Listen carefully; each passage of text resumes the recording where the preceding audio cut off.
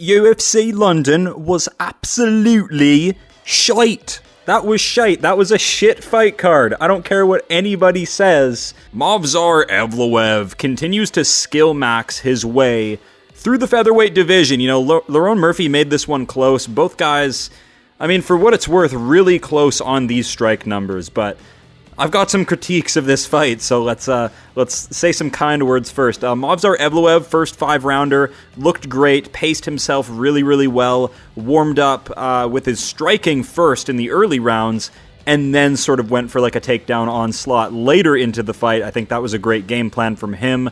Very high IQ martial artist. Lerone Murphy, on the other hand, is still a physical beast for the most part.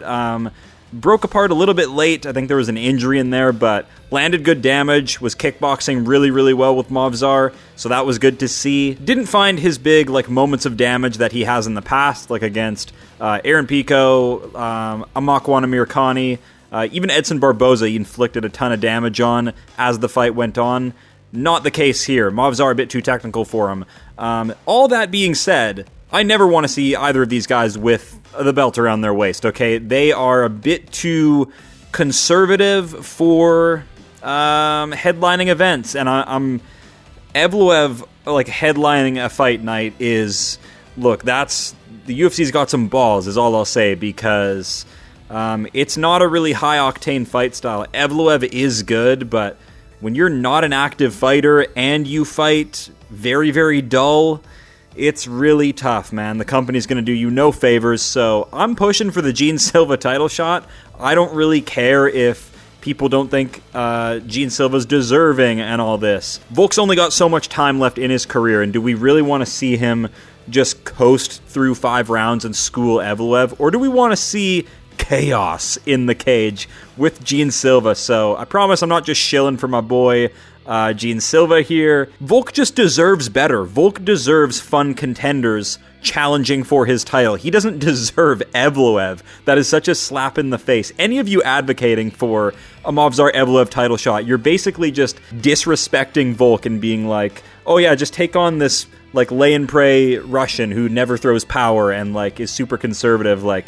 No, Volk thrives in chaos. Give him the chaotic Jean Silva, and let's have ourselves a fun title fight at the end of Volk's career. Evloev fights once every 2 years anyway. He can get a shot at the vacant belt if Volk wins and leaves, or it's up for grabs. Obviously, you give it to Evloev. He's the deserving number 1 contender. But as for what is next, Jean Silva's ready to go. You book that fight. You create chaos in that octagon and set up the first fighting nerd for their very first title shot. I think Jean Silva is entertaining enough and deserving enough to warrant his first title opportunity. Look, all respect to Evloev and Murphy. They had a good little sparring match. I don't know, man. They're both they're both undefeated, okay? And typically when we have undefeated fighters, they're looking to protect that O.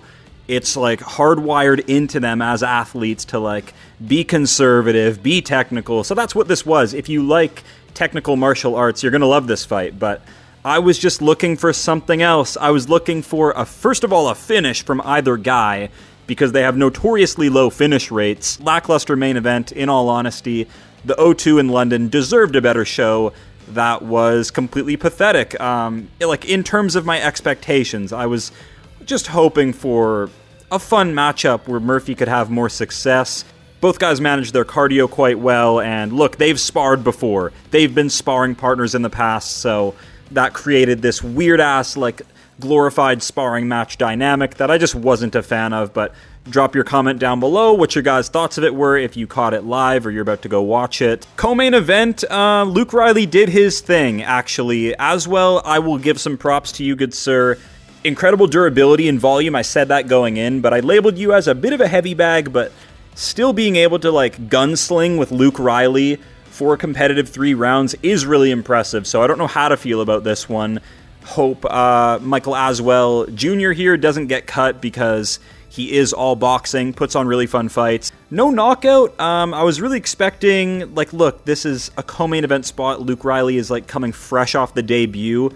You need to capitalize with a knockout. But you know what? He didn't want to brawl. He kept it technical, and he secured the win. So good for Luke Riley, great for him moving forward, great for his experience, just not the highlight that, like, the company obviously was expecting from him or wants from him.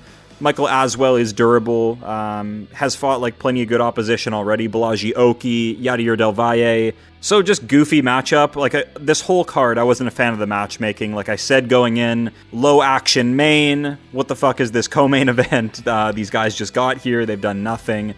And I was thinking, like, why isn't MVP the obvious co-main event here? But, you know, as you saw, Michael Venom Page stinks up the O2 Arena with one of the worst fights you'll ever see, because this was two strikers going in, similar height, similar reach, but obviously, like, I talked it up as a fun style clash because Sam Patterson is intelligent, he's a wizard on the ground and can get chokes out of nowhere, has underrated punch power, takes a lot of risk, and, you know, it was like going in, Michael Venom Page felt so disrespected by the matchmakers that I think this was, like, largely intentional. He's like, oh, you're gonna match me up with a guy with zero name value in Sam Patterson and, like, try to build a prospect off of me? Oh, watch this. I'm gonna stink up your entire UFC show. The feature fight is gonna get just turned into a heaping pile of shit, so... yeah, I think Michael Venom Page intentionally stunk this one up because this is his way of saying fuck you to the matchmakers for putting him in a spot like this. And, you know, he's expressed, like, how frustrated he is with matchmaking. He's willing to fight at welterweight, 185, but you know what? They're not a fan of his style, okay? He's not delivering knockouts like he was in Bellator. The matchmakers don't give a damn, okay? They need to understand that not every Page fight is, you know, a huge TikTok edit, highlight reel KO, so that's starting to sort of bite him in the ass in that aspect. And MVP, like the Bellator highlight reel merchant, we've done a breakdown on him in the past where I try to give the guy his flowers, but it's like, you can't waste your prime can crushing. It will come back to bite you later. And that's exactly what happens here with Michael Venom Page. He looks completely defeated and ashamed in victory because, yeah, he just stunk up the O2. You should feel ashamed of that performance. Just always out of range, always darting away from Sam Patterson, couple shots around. It's interesting because you can't let Sam Patterson get a hold of you. And MVP is notoriously weak when it comes to takedown defense and just grappling capability. So he was obviously scared shitless of Sam Patterson. These two have trained before together. Like, what is this matchmaking, like, by the UFC? Like, maybe that they need to stop doing that. Like, oh, you guys were former training partners, never signing you to fight in the UFC because you just stink it up. You know all these tendencies. You need to go in raw, You need to go in raw into these UFC fights to get the most out of it. Like, if these two never trained before and had a different mentality going in, maybe they would have finished each other. Like, either MVP with an out-cold knockout, highlight reel moment, finally delivers some UFC violence for us, or Sam Patterson could have grappled him, like, tangled him up, fucking boa constricted Page, choked him out cold, like... But no, we didn't get that. The karate style and the BJJ of Sam Patterson just didn't mix well here at all. It resulted in just a completely shitty snooze fest that I don't recommend watching. Sure, it's technical. They just sort of evaded each other's styles. All 15 minutes long. Horrible fight. MVP wins by doing nothing. Imagine being I feel bad for the judges for fights like this, because how do you actually score that?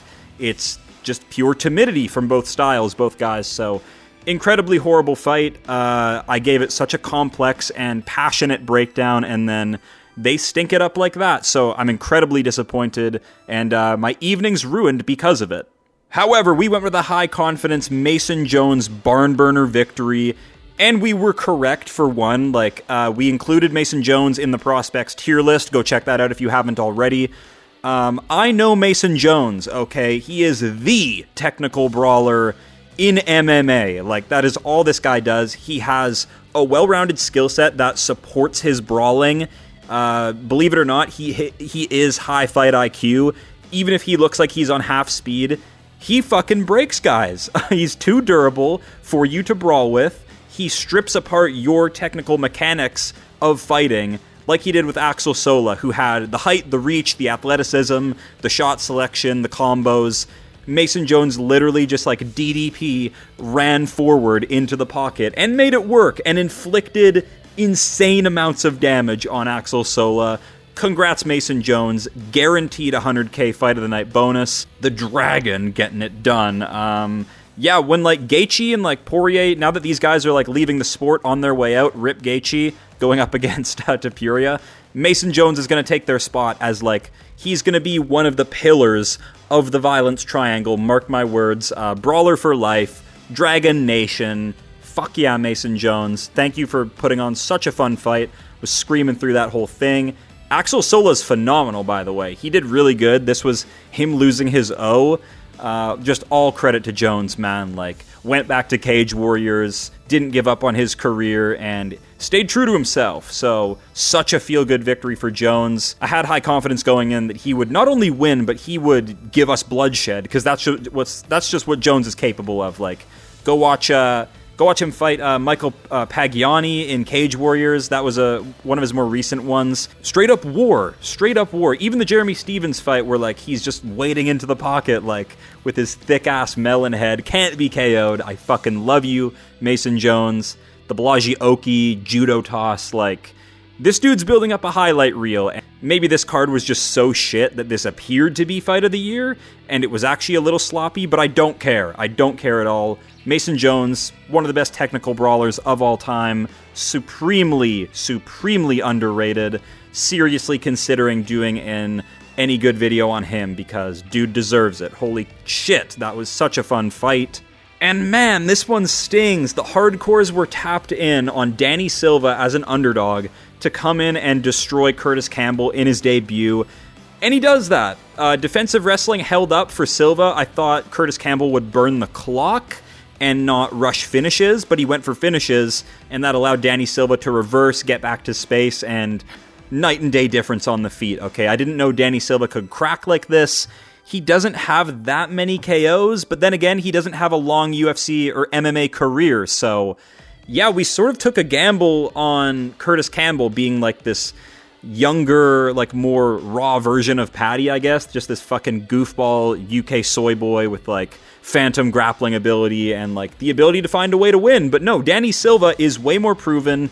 I did battle with this one in predictions a little bit, and yeah, should have went with Danny Silva. Absolutely. Has really nasty hands actually when he gets comfortable and puts it together. So yeah, split decision victories and then the Vallejos loss. Should have stood by this guy. Shouldn't have left this guy in the dust. Just because I guess Curtis Campbell at home, gonna have momentum, see if this kid can capitalize. No, Danny Silva enters enemy territory, gets his first UFC finish, and a nasty KO win. So, awesome aura gained, stock up for Danny Silva. Hardcores were tapped in, what can I say? This dude's more proven, managed by Cub Swanson, comes from a great camp. We're about to see Larian Douglas is also Bloodline MMA. He's going to be fighting Julian Erosa next weekend in Seattle, so yeah, Cub Swanson's gym is sort of underrated, man, and Danny Silva's sort of running the damn thing, spearheading it, so phenomenal finish. Hope he gets a performance bonus, even though the stoppage was like a little goofy, but still earned that KO, sleeps this UK soy boy, the Pink Panther. He will be back. He shouldn't get cut off that. Good little fight while it lasted, and we will wrap up the recap here. Look, man, the one time I fade Fortis MMA, Abdul Karim Al-Sawadi, they get it done and they school Shem Rock all across 3 rounds with lateral movement, with boxing. Shem Rock's horrible, man. I thought he really had finishing ability, and I was wrong. Only against unranked bums that he towers over in Octagon. He seriously has a bit of a mental block because what are you doing trash talking during the fight? You need to fight, and like this is your career. Why are you like trying to bully this dude? You're 2 grown men. You're getting your ass beat. So didn't move his head, easily gets outboxed by that classic Fortis MMA boxing skill. Yeah, Saif Saud, man, he dismantled and destroyed George Hardwick, and yeah, Abdul Karim is definitely like a good prospect to watch out of Fortis MMA. it was just tough to pick him because of the layoff and the injuries and like the fights he pulled out of. But nah, Shem Rock ain't him. Shem Rock ain't him at all. I was suckered by like his social media presence and the fact that he's always Scouse and he's, oh, Luke Riley, Patty, like, nah, man. Luke Riley like had a good performance, but even he didn't like exceed expectations. So nah, we're sort of low on Liverpool, man. They had a bit of aura and everything because of Patty, and they gave Molly McCann a Hall of Fame send-off or whatever that was. I don't even know if it was Hall of Fame. Wow, Shem Rock, you need to be cut. Back to Cage Warriors, Octagon MMA, wherever you go. Talking trash and, like, slapping Abdul Karim. Like, dude, get a win in the UFC and then, like, play the bad boy role. Like, so, Fortis MMA, I know they're good, man. I don't know why I pick against them. Abdul Karim just seemed like a bit of a runt in this matchup, but no, he moves around like a Wish version of Volk with the lateral movement and the footwork, and he just pieced up Shem Rock for the whole fight long. 30-27 is really impressive. So, yeah, shout out Safe Sooj, shout out Abdul Karim. Not picking against this dude ever again. Good shit, dude. Absolutely good shit. That is Rapid Fire Recap. All the other fights were not great. I'll keep it real. Let's keep it moving into UFC Seattle Fight Week, where we have like a million canceled fights, tons of short notice stuff, but it should be lots of fun. We got Joey Pfeiffer breakdown coming your way. More Infinite Fight breakdowns. I'm going to keep doing those for you guys. So stay tapped into the channel. Like, comment, subscribe. Thank you guys for being here. As always, thank you guys for watching, and I will see you all real soon.